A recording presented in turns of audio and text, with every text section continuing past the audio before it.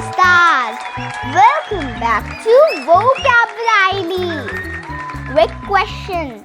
Have you ever tried catching a fly? You think you've got it. But whoosh, it zooms away like a ninja. Oh my God. That, my friends, is what we call being agile. So what does agile mean? It means being quick, light and flexible like a gymnast, a cat, or even your little brother when he sees ice cream. For example, a monkey jumping from tree to tree. That's one agile monkey.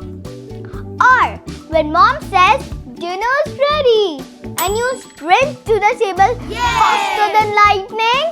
Yup, that's being agile. Now let's see how we can use it in a sentence. My cat is so agile, she can jump over the sofa. To win the race, I need to be agile like a cheetah. So next time someone calls you agile, take it as a superpower. Because being agile means you're quick, smart and ready for anything. Fantabulous. Alright, my quick and clever crew. If you enjoyed today's word, don't forget to like, share and subscribe to Vocab with Aileen. Stay speedy, stay smart and stay agile. Bye!